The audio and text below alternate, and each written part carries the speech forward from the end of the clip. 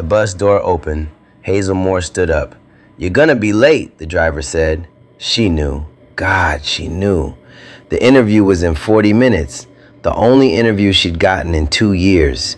The only door that had ever cracked open for her.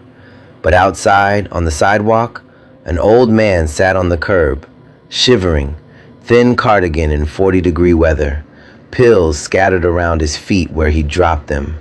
People walked past. Hazel looked at her phone, looked at the old man, looked at the door. She stepped off the bus. The doors hissed shut behind her. The bus pulled away, and with it, everything she'd been praying for. She had no idea that what she'd just lost was nothing compared to what was coming. All right, I won't keep you waiting. Let's get into today's story. 26 hours earlier, the alarm went off at 4:58 a.m., 2 minutes before it was supposed to, because Hazel Moore had been lying awake since 4, staring at the ceiling, running interview answers through her head like prayers she couldn't afford to get wrong. She sat up in the dark. The bedroom was small, barely enough room for the twin bed and the dresser she'd had since middle school. But the walls told a different story. Post-it notes everywhere, yellow, pink, green. You are enough. Speak slow, stand tall. They need you, remember that. Little paper soldiers she'd lined up against every doubt she'd ever had. The floorboards creaked as she moved to the ironing board wedged between the bed and the window. She pressed the blouse, white, second-hand, but clean. The iron hissed. Steam rose. She pressed the collar once, twice, 3 times. "Baby, that's the 3rd time you pressed that collar." Denise Caldwell stood in the kitchen doorway, leaning on her cane, coffee already in hand. 55 years old, retired nurse, bad hip, sharp tongue. She'd raised Hazel since the girl was 9. Since the accident that took both her parents on a rain-slicked highway outside Petersburg. She never talked about that night. Neither did Hazel. Some things lived in the body, not the mouth. "I want them to see me, Grandma." Hazel didn't look up. Her hands moved the iron in slow, careful lines. "Not where I come from, just me." Denise watched her for a long moment. Then, quiet. "They'll see you. Hard not to." Hazel smiled, small, quick, gone. The kitchen was its own kind of biography. A past-due electric bill held to the fridge by a magnet from a church fundraiser. A stack of library books on the counter. Business communication essentials. Interview skills for the modern workplace. How to talk so people listen. On the shelf above the sink, a pair of black shoes polished to a shine with petroleum jelly, because real shoe polish cost $4 she didn't have. Hazel ate toast standing up, checked her phone. The interview was at 9:30 a.m. at Sterling and Whitfield Financial Group, downtown Richmond. Administrative assistant position, 42 applicants. She'd made it to the final 5. Denise handed her a lunch bag. Turkey sandwich, apple. Don't you dare buy nothing from those overpriced places downtown. Yes, ma'am. And Hazel, ma'am, don't let nobody make you feel small in that building. You hear me? You walk in there like you built the place. Hazel kissed her grandmother's forehead and walked out into the cold. The bus stop was 6 blocks away. She walked fast, heels clicking on cracked pavement, breath coming out in small white clouds. The neighborhood scrolled past her like a film she'd seen too many times. Boarded up windows on Elm. The payday loan shop with the neon sign that never fully turned off. Greater Hope Baptist Church with a banner out front. Free meals every Wednesday. All welcome. Her phone buzzed. Trina. "You got this. Don't let them intimidate you. You're that girl." Hazel typed back. "Pray for me." "Girl, I've been praying since last Tuesday. God is tired of hearing your name from me." She laughed, the kind of laugh that loosens something tight in your chest and put the phone away. The bus came at 7:40, Route 14. She'd timed it perfectly. 45 minutes to downtown, 15-minute walk to Sterling and Whitfield, arrived by 8:50, 40 minutes early. She'd sit in the lobby and breathe, maybe read her notes one more time. She boarded, found a window seat near the back, and started rehearsing under her breath. My greatest strength is consistency.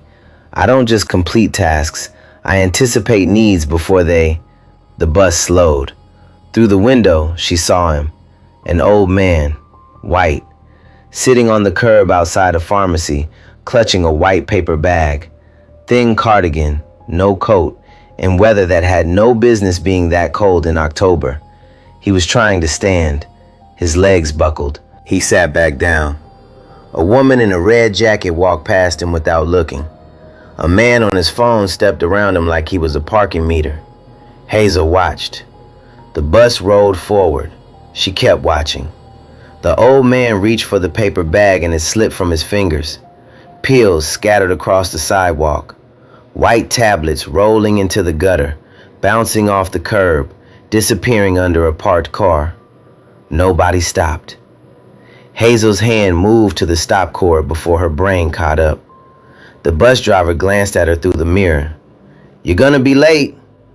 "I know," Hazel said, and she did. She knew it the way you know a fire is hot before you put your hand in it. Complete, certain, and useless against what your body's already decided to do. She stepped off the bus. The doors hissed shut behind her. The bus groaned forward, carrying her interview, her future, her one open door. Down the street, around the corner, gone. Hazel stood on the sidewalk for exactly 2 seconds. Then she walked to the old man. He was trying to pick up the pills. His fingers shook, not from cold, though he was freezing, but from something deeper, something neurological that made his hands move like they were getting instructions from very far away. He'd managed to collect 3 tablets and was holding them in his palm like coins he couldn't count. "Sir, let me help you." He looked up. His eyes were pale blue, watery, confused, but polite. Even lost, even sitting on a curb in a cardigan that belonged indoors, he had the manners of a man who'd been raised to stand when a woman entered the room. "Oh, thank you, young lady. I seem to have... I'm sorry. I'm not sure what happened." "That's okay. Let's get these picked up first." Hazel knelt beside him and gathered the pills. 14 tablets. She put them back in the bottle, checked the label. The name on it read, Dorothy Simmons. Not his name. Wrong pharmacy, wrong prescription, wrong everything. He'd walked into the wrong place and walked out with someone else's medication. "What's your name, sir?" "Walter." A pause. Then, like he was reading it off a card he'd memorized a long time ago, "Walter Pemberton." "Okay, Mr. Pemberton, do you know where you live?" His face changed. Not panic, something quieter. The look of a man reaching for a shelf that used to be there. It's on the street with there's a tree, a big tree. I'm sorry, I knew this morning."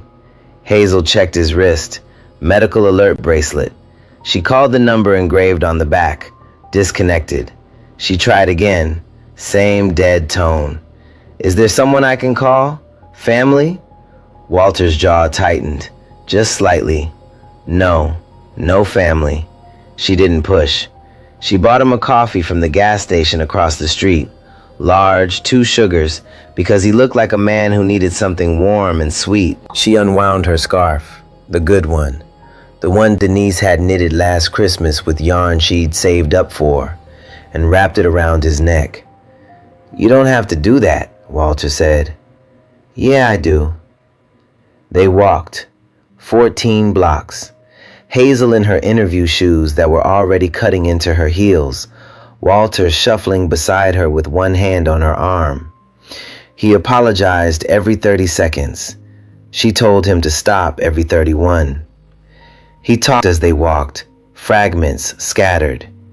He'd been a shop teacher, 32 years at the same high school. He built birdhouses with his students every spring. The secret is the roof angle, he said, suddenly lucid, suddenly bright. 30 degrees, keeps the rain out. Most people go too steep. Then the lucidity would fade, and he'd look around like the street had rearranged itself when he wasn't paying attention. They reached Greenfield Senior Center at 10:20 a.m. A staff member named Paula recognized him immediately. "Mr. Pemberton, we've been calling your aide for an hour." Walter was safe, settled. Someone brought him soup. Paula was on the phone tracking down his home care aide, who'd apparently quit without notice 2 days ago. Walter reached for Hazel's hand as she turned to leave. His grip was thin but deliberate. "You didn't have to do that." Hazel looked at him. This man she'd never met. This stranger who smelled like soap and confusion and loneliness. "Yeah, I did." She walked out, checked her phone. 10:45 a.m. 3 missed calls from Sterling and Whitfield. 1 voicemail. "Miss Moore, this is Claudette Barnes from Sterling and Whitfield Financial Group. You failed to appear for your scheduled interview this morning. Unfortunately, we've moved forward with other candidates. We wish you the best." Hazel sat on a bench outside the senior center. She didn't cry. She pressed her palms flat on her knees, breathed in, breathed out. Then she stood up and walked to the bus stop to catch the crosstown line to her afternoon shift at the grocery store. The scarf she'd given Walter was the warmest thing she owned. She didn't ask for it back. Okay, wait. Hazel had every reason to stay on that bus. 1 interview, 1 shot at her future, and she still stepped off for a stranger, a man she'd never even met. I'm being honest. I don't know if I would have done that. That kind of choice? Yeah, that's rare. So now I'm thinking, what happens next? Because at this moment, changes everything. Hazel didn't sleep that night. She worked the overnight shift at Fresh Mart, stocking shelves, scanning inventory, hauling crates of canned tomatoes and bottled water until her shoulders burned. She clocked out at 5:40 a.m., caught the first bus home, and walked through the front door smelling like cardboard and industrial cleaner. Denise was already up, coffee made, watching the news with the volume low. "How was the interview?" Hazel set her bag down. She'd been rehearsing this moment all night, how to say it without making her grandmother worry, without making it sound like the end of something. "I didn't make it." Denise looked at her, not with disappointment, with the kind of knowing that 55 years of living puts in a woman's eyes. "What happened?" "There was a man on the street. He needed help." Denise was quiet for a long time, then she nodded once. "Okay." That was it. No lecture, no how could you, just okay.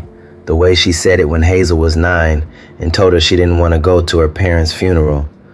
Some things didn't need more words.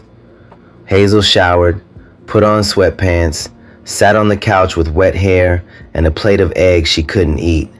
She was staring at the wall when the sound started. Low, distant, getting closer. Engines. Multiple engines, the kind of sound this street never heard. Deep, expensive, deliberate. Denise turned from the window. "Hazel, come here." Hazel walked to the door and looked out through the screen. 10 black SUVs were parked along Maple Creek Drive in a line so straight it looked military. Tinted windows, chrome details catching the early light. Every neighbor on the block was either at their window or already on their porch. "What in the Lord's name?" Denise whispered. Then she disappeared into the kitchen and came back holding a cast iron skillet. "If they're here to cause trouble, I've got 12 inches of seasoned iron and no patience." The lead SUV's door opened. The man who stepped out was tall, late 50s, wearing a suit that cost more than Hazel's rent for the year. He walked toward the porch with the kind of stride that said he'd never once in his life been unsure of where he was going. Hazel pushed open the screen door. Her heart was slamming, but her face gave nothing. "Ms. Moore? Who's asking?" "My name is Garrett Pemberton. I believe you helped my father yesterday, an elderly man, outside a pharmacy on Broad Street. Walter." Hazel's stomach dropped, not because of the name Walter, because of the name before it, Pemberton. She'd seen that name exactly once, printed in silver letters on the glass doors of the building she was supposed to walk into yesterday morning.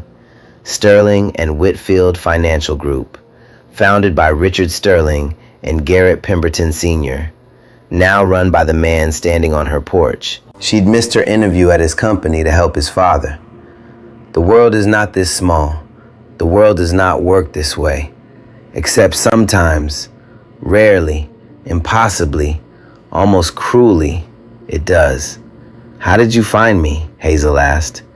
"Security footage from the pharmacy. My team tracked you from there." "Your team?" "I have resources, Miss Moore.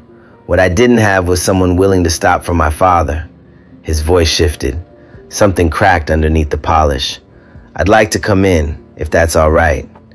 Hazel looked at this man, his suit, his SUVs, his resources, his cracked voice, and then looked back at her grandmother, who was still holding the skillet.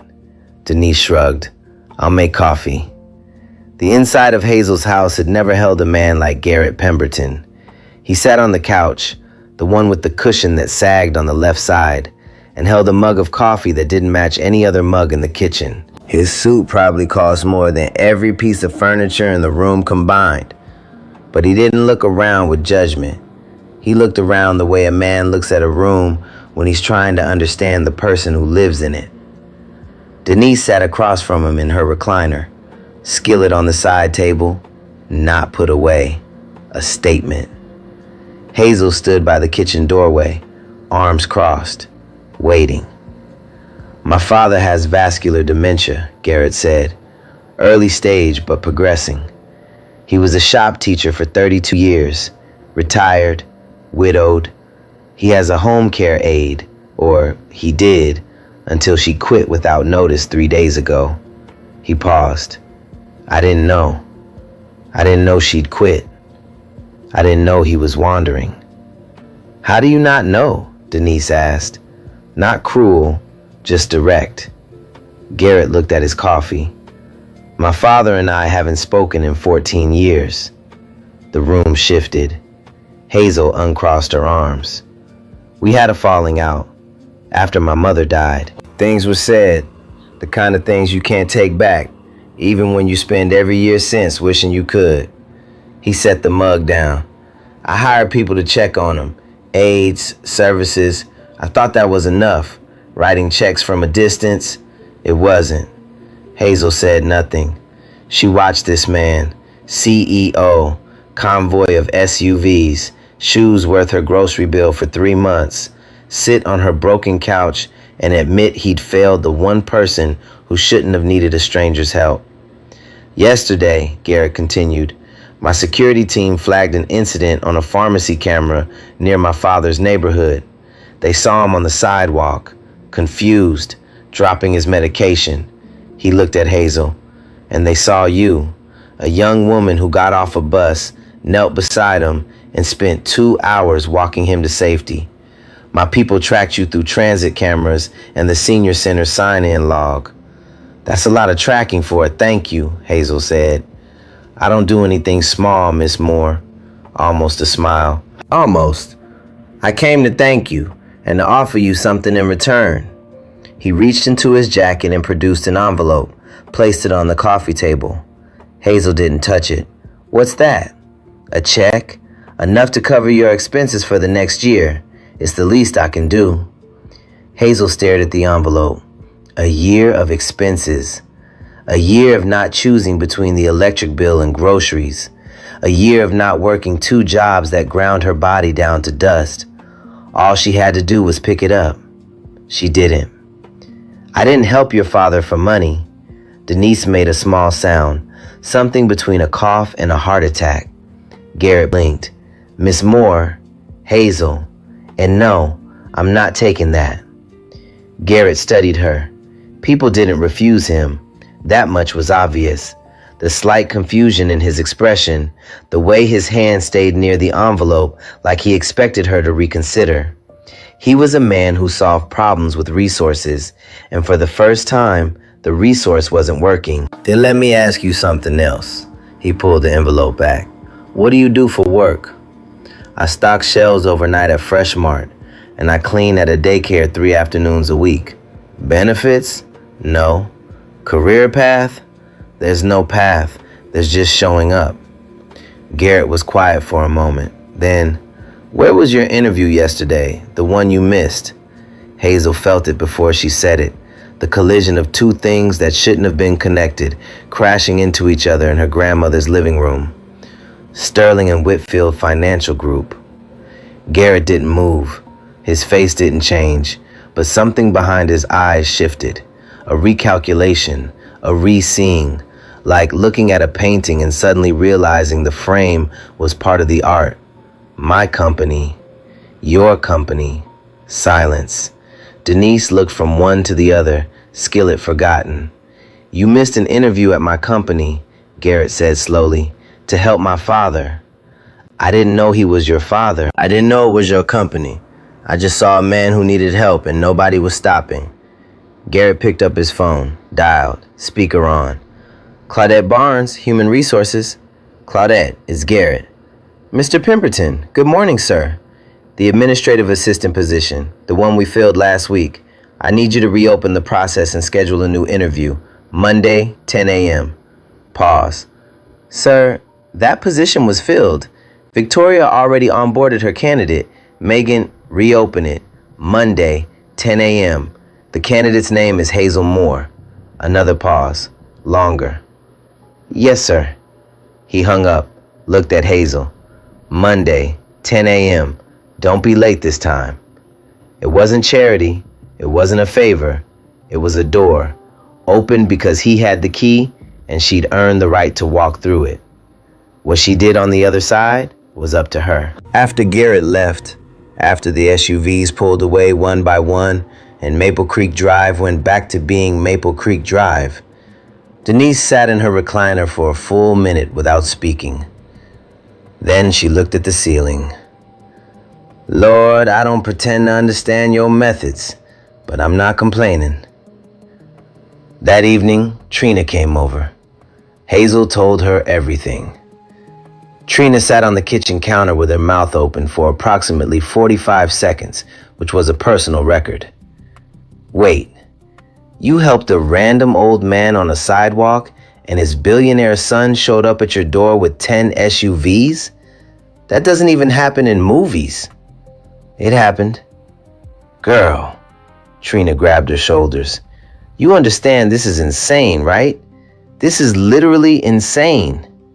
Hazel laughed, but underneath the laugh, something careful. I still have to interview. I still have to earn it. He opened the door. I have to walk through it. Then walk through it. Monday morning, Sterling and Whitfield Financial Group. Glass towers, marble lobby, people in clothes that cost more than Hazel's rent moving through the space like they'd been born inside it. She felt every stare. The security guard checked her name twice. The receptionist asked her to spell it. A woman in the elevator looked at her interview outfit, the same white blouse, pressed 4 times now, and looked away. Hazel walked in like she built the place. The interview with Claudette Barnes lasted 40 minutes. Hazel was sharp, prepared, specific. She answered every question with the kind of clarity that comes from someone who's rehearsed not because they're nervous, but because they refuse to waste the chance. Claudette smiled at the end, genuine. Miss Moore, I'm recommending you for the position. You'll start a probationary week on Wednesday. Hazel shook her hand, firm, steady. But walking out, she passed an office with the door half open. Inside, A woman sat behind a desk, watching her through the glass. Mid-40s, tailored blazer, perfect posture. Her expression was polite the way a locked door is polite. Technically welcoming, functionally closed.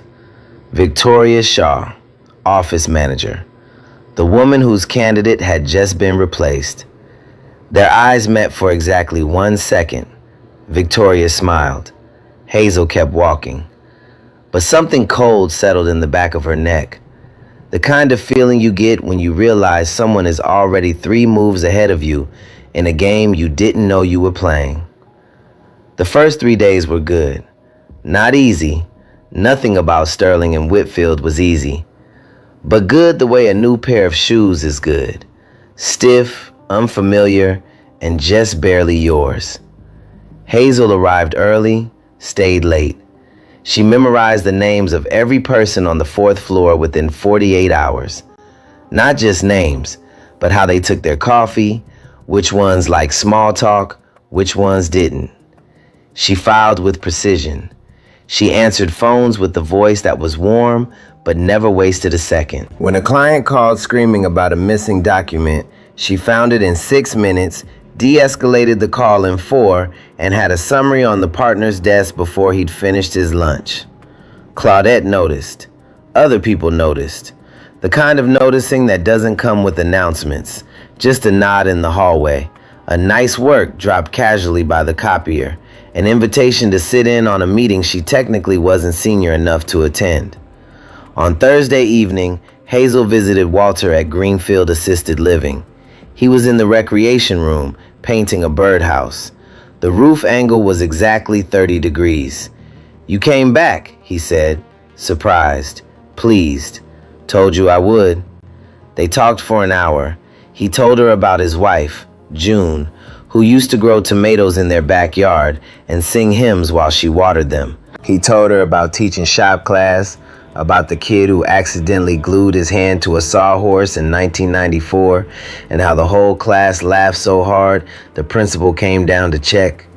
He told her about building birdhouses with his son every spring, back when his son still came home. He didn't say Garrett's name. He just said, "My boy." And when he said it, his voice got quiet in a way that had nothing to do with dementia. Hazel visited again on Saturday, brought him a sandwich from the deli Denise liked. They sat in the courtyard and watched birds fight over a feeder that was mounted at the wrong angle. 45 degrees, Walter muttered. No wonder they're angry. That Sunday night, Hazel called Denise from the kitchen while packing her lunch for Monday. "I think this might actually work out, Grandma." Denise was quiet for a moment. Then, "Keep your head down, baby. Keep your head down." It started small, so small that Hazel almost missed it. Monday morning, she'd organized the quarterly client files over the weekend, alphabetical, color-coded, cross-referenced with the digital database. It had taken her 3 hours. When she opened the filing cabinet Monday at 8 a.m., they were shuffled. Not randomly, deliberately. A through D mixed into M through P. Labels peeled off and restacked in the wrong order. Someone had been in that cabinet over the weekend and rearranged it by hand. Hazel reorganized them in 40 minutes. Didn't say a word. Tuesday. She prepared a briefing packet for a client meeting at 2 p.m. Printed, bound, 14 copies. At 1:45, she discovered the meeting had been moved to 11 a.m. No one had told her. The partners had received an email updating the time at 9 p.m. the night before, sent from the scheduling system, which only 3 people had access to. Hazel wasn't one of them. Victoria Shaw was. The briefing packet sat on Hazel's desk, useless. The partners had walked into the meeting with no materials. One of them mentioned it to Claudette. Claudette mentioned it to Victoria. Victoria mentioned it to Hazel. "I'm not sure what happened, Hazel, but the team expects preparedness. This is Sterling and Whitfield, not a grocery store." She said it with a smile. The kind of smile that has teeth, but no warmth. Wednesday. An email Hazel had sent to a client, confirming a Thursday appointment, never arrived. The client called, confused. Hazel checked her sent folder. The email was there. Timestamp, recipient address, everything correct. But the client's inbox showed nothing. IT couldn't explain it. Victoria could, but she didn't. Thursday. A formal performance memorandum appeared in Hazel's file. Multiple organizational deficiencies noted during the probationary period. Failure to prepare client materials for scheduled meeting, October 14th. Failure to confirm client appointment via email, October 15th. Continued monitoring is recommended. Signed, Victoria Shaw, Office Manager. Hazel read it standing in the hallway outside HR. She read it twice. Then she folded it, put it in her bag, and went back to her desk. Her hands didn't shake. Her voice didn't crack. But something behind her eyes went very still, the way water goes still before it freezes. She knew what was happening. She'd seen it before. Not at this level, not in glass towers with marble lobbies, but the mechanics were the same. At Freshmart, the night manager used to schedule her for shifts that overlap with the daycare, then write her up for attendance issues. At the daycare, the owner's niece got the hours Hazel requested, every single time. The system wasn't broken. It was working exactly the way certain people designed it to work. Victoria Shaw had a candidate for this position, Megan, her best friend's niece. That candidate got replaced because the CEO made a phone call. Victoria lost face. Victoria lost a favor she owed. Victoria lost control of her own department. Hazel didn't do anything to Victoria. She didn't have to. Her existence in that chair was the offense. Friday evening. Hazel was home, heating soup on the stove when the doorbell rang. She opened it to find Officer Evan Doyle standing on her porch. Young, 35 maybe, clean uniform, uncomfortable expression, the kind of discomfort that comes from knowing you're doing something procedurally correct and morally wrong at the same time. Miss Moore, I'm Officer Doyle, Richmond PD. I'm sorry to bother you at home. What's this about? We've received a report alleging financial exploitation of a vulnerable adult, a Walter Pemberton. The complainant alleges that you provided assistance to Mr. Pemberton on October 8th with the intent of establishing contact with his family for financial gain. Hazel heard every word, understood every word, and felt every word land like a fist to a place she didn't know she could be hit. Excuse me? I'm required to follow up, ma'am. It's a formal complaint. Denise appeared behind Hazel. She'd heard everything. Her voice came out low and controlled, which was worse than yelling. Denise Caldwell yelling meant she was angry. Denise Caldwell going quiet meant someone was about to meet God. My granddaughter helped a lost, freezing old man off a sidewalk. She bought him coffee with money she doesn't have. She gave him the scarf off her own neck. And now someone is calling the police on her for that? Ma'am, I understand your frustration. You don't understand a thing. Who filed this report? I'm not able to disclose that, ma'am. Hazel put her hand on Denise's arm, gentle, steadying. Officer Doyle, I helped Mr. Pemberton because he was alone and confused and no one else stopped. I didn't know who he was. I didn't know his son. I missed a job interview to walk him 14 blocks to a senior center. That's the whole story. Doyle looked at her. He had a notebook open, but he hadn't written anything. His pen hovered above the page like it was refusing to participate. Miss Moore, between us, I'm required to file a follow-up on every complaint. But I want you to know that requirements and reality aren't always the same thing. He closed the notebook. I'll be in touch if there's anything further. He left. Hazel closed the door, stood in the hallway with her back against it. Denise was already on the phone with Trina. Get over here, now! And the soup on the stove was starting to burn, and the house smelled like scorched broth and injustice. And Hazel Moore, who hadn't cried when she stepped off that bus, who hadn't cried when the voicemail played, who hadn't cried once through any of it, pressed her palms against her eyes and breathed. She didn't cry now either, but it was close. Trina arrived in 11 minutes.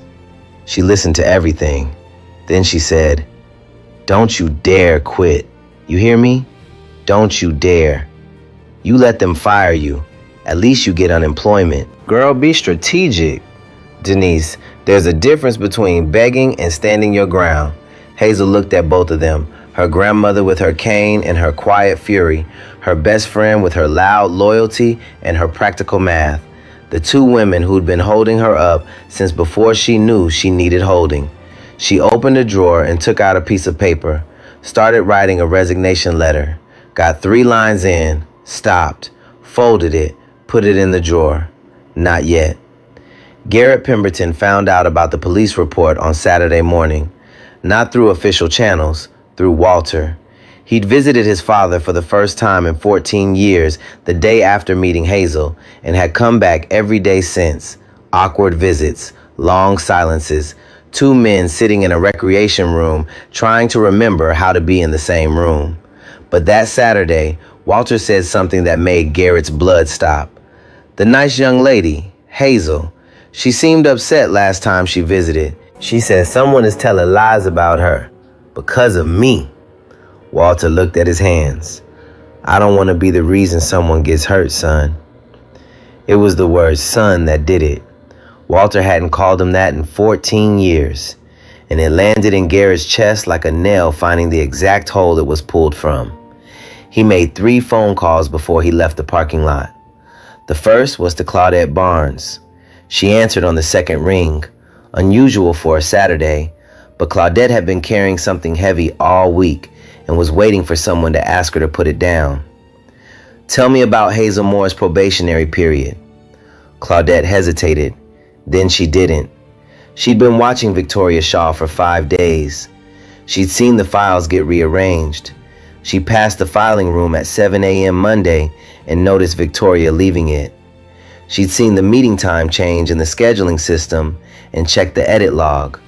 Victoria's credentials, 9:03 p.m. Sunday. She'd flagged the missing client email to IT and received a report showing the message had been intercepted by an internal redirect rule created from Victoria's workstation. "Why didn't you report this?" Garrett asked.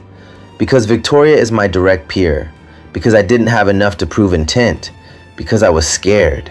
A pause. "I'm not scared anymore." Claudette sent everything.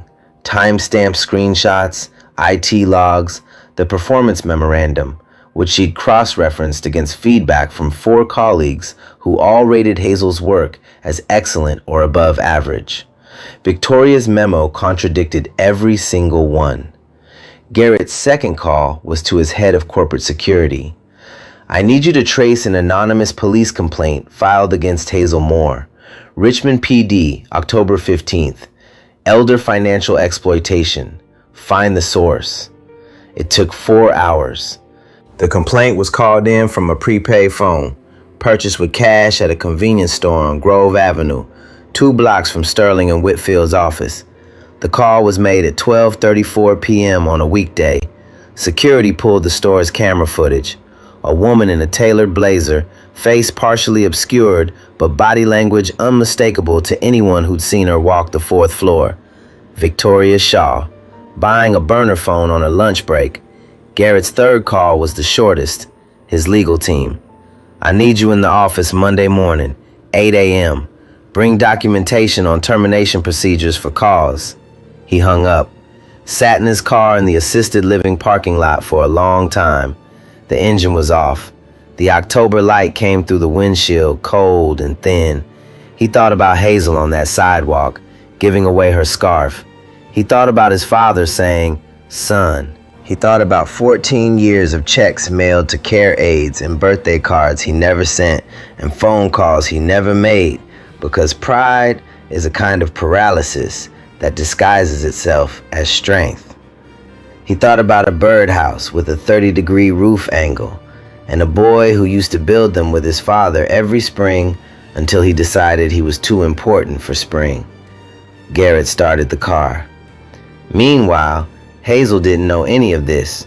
She spent Saturday cleaning the daycare. She spent Sunday helping Denise with groceries.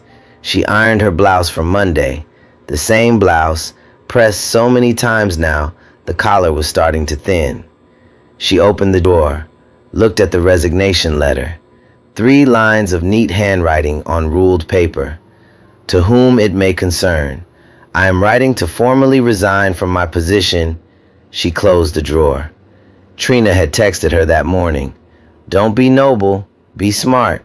Let them make the move. Denise had said it differently, standing at the stove, not looking at her. You walk in there Monday with your head up. Whatever happens, you walk in with your head up. Hazel laid out her clothes for Monday. Blouse, skirt. The shoes were polished with petroleum jelly. She set her alarm for 5 a.m. Then she sat on her bed in the dark and whispered to no one, just let me keep this one thing. Monday, 8 a.m., Conference Room B, 4th floor, Sterling and Whitfield Financial Group. Garrett Pemberton arrived first.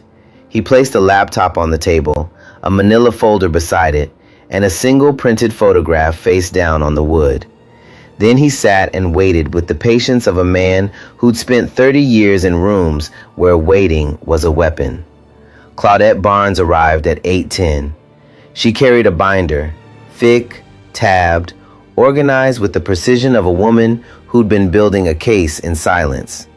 She sat across from Garrett and placed the binder between them like a shared confession. Legal arrived at 8:15. 2 attorneys. They didn't speak. They didn't need to. Victoria Shaw arrived at 8:22, 8 minutes late, her only tale. She wore a navy blazer, pearl earrings, and the expression of someone who believed she'd been called to discuss Hazel Moore's termination. She sat at the far end of the table, crossed her legs, and smiled. Good morning. I assume this is about the probationary review. It is, Garrett said, but not the one you think. Victoria's smile held, barely. Garrett opened the manila folder. October 14th. A client meeting was rescheduled from 2 p.m. to 11 a.m.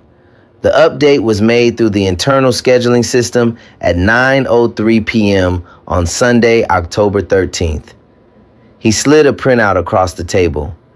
The edit log shows it was made using your credentials, Victoria. I frequently update schedules. That's part of my October 15th. An email sent by Hazel Moore to a client was intercepted by an internal redirect rule. IT traced the rule to your workstation. Created October 14th at 4:47 p.m. Another printout. Would you like to explain why you created a redirect rule on a probationary employee's outgoing mail? Victoria uncrossed her legs. There must be a technical. October 17th. You filed a performance memorandum citing multiple organizational deficiencies. I have here written feedback from 4 colleagues on the 4th floor, all submitted independently, all rating Ms. Moore's performance as excellent or above average. He placed 4 documents on the table, fanned out like cards. Your memo contradicts every single one. The room was quiet. Victoria's smile was gone. In its place was something tight and calculating, the expression of a person running scenarios and finding every exit locked. Garrett, I was protecting the standards of this department. Hazel Moore was placed in this position through your personal intervention, bypassing normal. I reopened the hiring process. I didn't bypass anything. Claudette interviewed her. Claudette recommended her. Your objection wasn't procedural. It was personal. He let that sit. Megan Brooks, your best friend's niece, you'd already selected her for the position before the process was reopened. When I asked Claudette to reschedule Hazel's interview, Megan was moved to another role. You lost face, you lost a favor, and you decided that Hazel Moore would pay for it. Victoria opened her mouth, closed it. Garrett reached for the laptop. But the files and the emails, that's internal. What you did next went further. He turned the laptop to face her. On the screen, security camera footage from a convenience store on Grove Avenue, timestamped October 15th, 12:31 p.m. A woman in a tailored blazer standing at the register, purchasing a prepaid phone with cash. The face was partially obscured, but the blazer, the posture, the watch on the left wrist, it was unmistakable. At 12:34 p.m. that same day, an anonymous complaint was filed with Richmond PD alleging that Hazel Moore financially exploited a vulnerable elderly man, my father. The call was placed from the prepaid phone purchased in this footage. Victoria stared at the screen. Her hands were flat on the table. She didn't move. You filed a false police report against a woman whose only crime was helping a confused old man on a sidewalk. A woman who gave up her interview at this company for this position to walk my father 14 blocks to safety. A woman who refused money when I offered it because she said helping people isn't something you get paid for. Garrett closed the laptop. The click was the loudest sound in the room. He picked up the photograph he'd placed face down at the start of the meeting, turned it over, slid it to the center of the table. It was a still from the pharmacy security camera, grainy, slightly overexposed. Hazel Moore, kneeling on the sidewalk next to Walter Pemberton. She was wrapping her scarf around his neck, pills on the ground around them, her bust visible in the background, already pulling away, already taking everything she'd hoped for with it. Hazel didn't know this photo existed. She didn't know anyone had been watching. She knelt on that sidewalk because a man was cold and alone and she couldn't walk past him. That was the whole calculation. That was the entire math. Claudette looked at the photo, then looked away. Her eyes were wet. One of the attorneys wrote something on a legal pad. The other stared at Victoria with the professionally neutral expression of someone documenting a career ending in real time. Garrett stood. Kindness isn't weakness. It's the courage most people can't afford. He straightened his jacket. The room was still. Victoria Shaw, your employment at Sterling and Whitfield is terminated effective immediately. Your conduct, including fabrication of performance records, sabotage of a colleague's work, and filing a false police report, has been documented and will be forwarded to our legal team for further review. Please collect your personal belongings. Security will escort you out. Victoria stood. For a moment, she looked like she might speak, might argue, might threaten, might do something. But the photo was still on the table. Hazel on her knees, scarf in her hands, bus driving away. And there was nothing Victoria could say that would make that image mean anything other than what it meant. She left. The door closed behind her with a soft click that sounded like a period at the end of a very long sentence. 45 minutes later, Claudette called Hazel into the same conference room. Hazel walked in with her shoulders straight and her chin level. The resignation letter was in her pocket. She'd rewritten it last night, all 4 lines, clean and final. She was ready. Garrett was still there. He looked tired. Not defeated, just tired the way you get when you've done something necessary that costs you something you didn't expect. Sit down, Hazel. She sat, waiting for the words she'd rehearsed herself to hear. Victoria Shaw has been terminated. The police complaint has been referred to our legal department. It was fraudulent and it will be dealt with accordingly.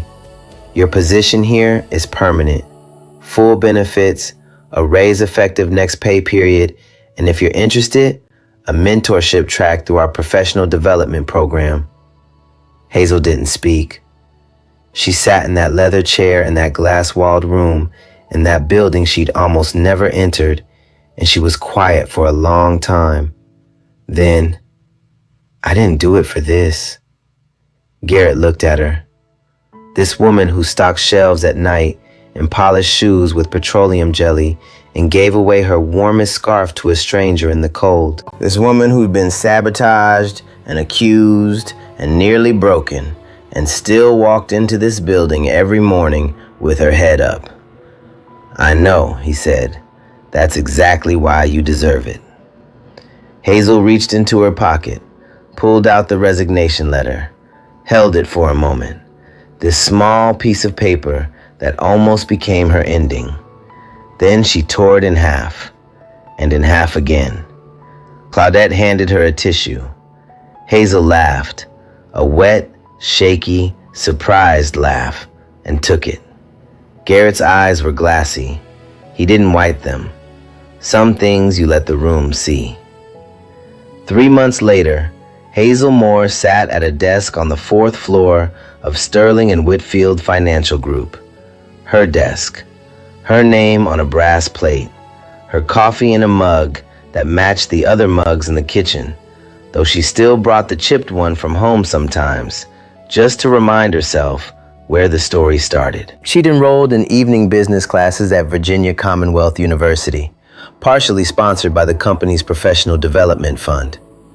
Tuesdays and Thursdays. She took the bus, same route as before, past the same boarded-up windows and the same payday loan shop. But now she carried a laptop bag instead of a lunch pail, and the library books on her counter had been replaced by textbooks she actually owned. Trina texted her every morning without fail. "Corporate queen, don't forget us little people." And Hazel texted back every morning without fail. Never. Denise got her porch repaired. New boards, new railing, fresh paint. The first time that porch had been touched in 11 years. She sat in a rocking chair Hazel bought her, watching the neighborhood kids play kickball in the street, holding a mug that read, "My granddaughter runs a Fortune 500, almost." She never did put away that cast iron skillet.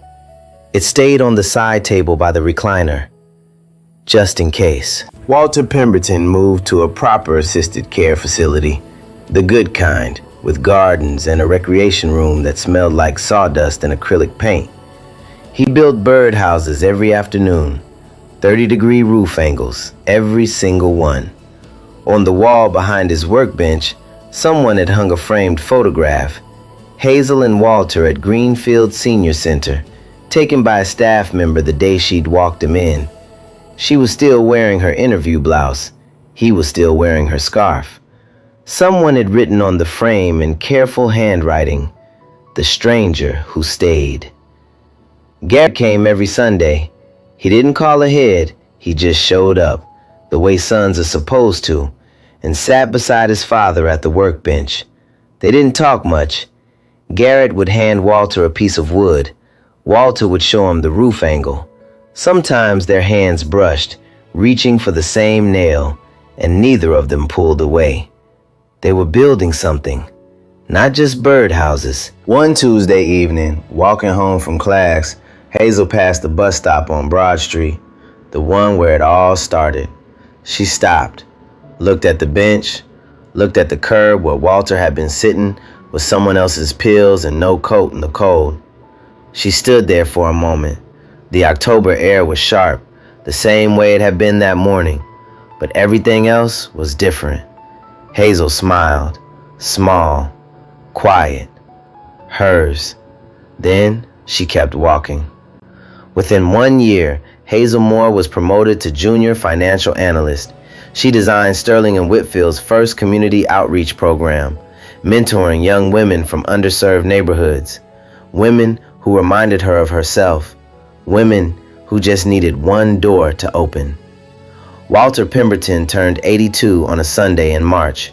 His son was there, his care team was there, and sitting beside him at the table, helping him blow out the candles, was a young woman he introduced to everyone the same way.